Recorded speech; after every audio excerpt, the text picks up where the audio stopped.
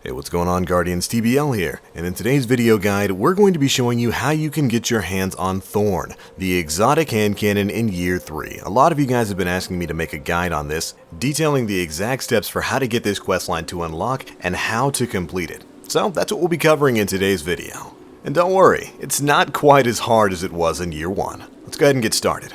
First things first, you can only get the questline for Thorn, A Light in the Dark, by completing and turning in Shiro 4 bounties. These are the weekly bounties that Shiro will have available for you that task you with doing things in the Plaguelands, like completing the Archon's Forge or just completing patrol missions. Turning in one of these completed bounties will get you a random chance at getting the Jagged Purpose drop. You just saw it over there at the side of the screen. Now, there is a lot of RNG involved in this, so it might take you quite a few weeks before you get the Jagged Purpose to drop, but once it does, you're ready to get started on the Thorn bounty. Once you've got the purpose, make your way to the tower and visit Eris Morn. She'll have a brand new questline for you titled A Light in the Dark, and she'll give you your very first step of that quest, to face the Wretched Eye and defeat Kovik, the Devil Splicer Priest. Accepting this will also grant you the depleted hand cannon, which we will be turning into the Thorn.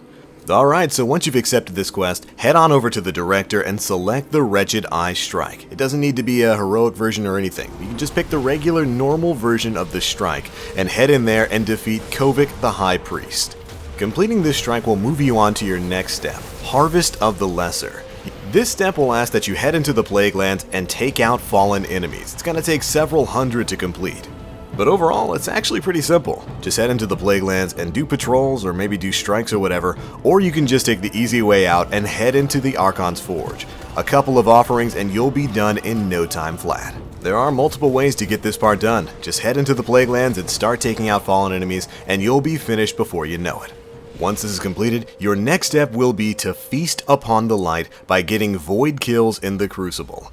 Oh man, I know some of you Year 1 players just winced in your seat a little bit. This is the exact same as it was in the original A Light in the Dark quest back in Year 1. There's really no two ways about this. You just have to head into the Crucible and start getting kills with void weapons or void abilities.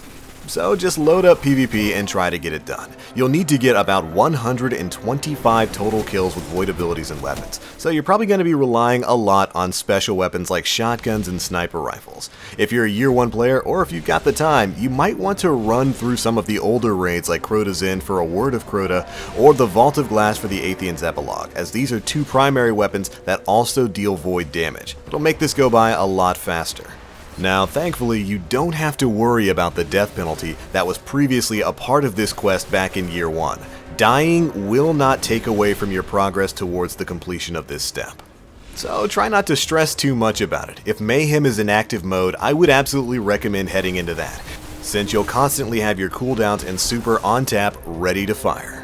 But other than that, just slowly make your way through the Crucible slog until you finally racked up 125 kills, and the quest will automatically update you with your next, much easier step. I promise, this next one's gonna be a piece of cake. Next up, you'll have to cleanse yourself of all of the darkness and void light that you've been rolling in the Crucible. And you'll do that by simply consuming 5 motes of light.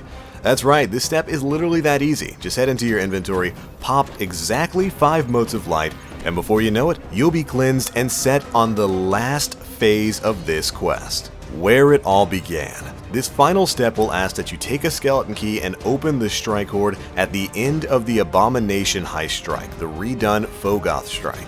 Honestly, the hardest part of this last step is actually getting your hands on a skeleton key.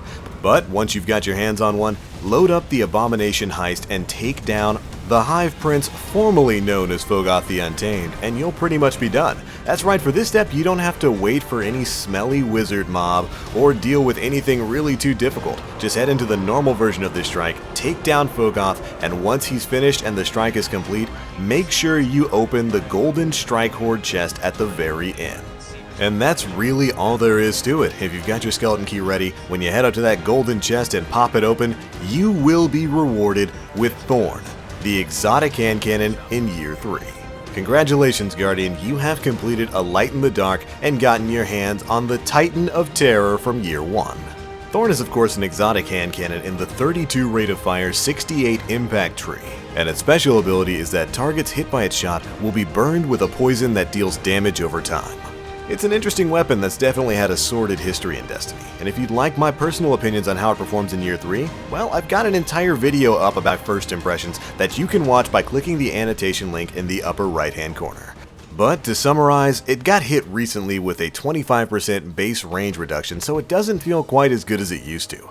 The dot has of course been nerfed several times over the gun's history, and now really is inconsequential in PvP. Right now, it works alright at close to mid-range, but it's outgunned by other, better legendary options. Although hopefully we'll see a change to that coming soon.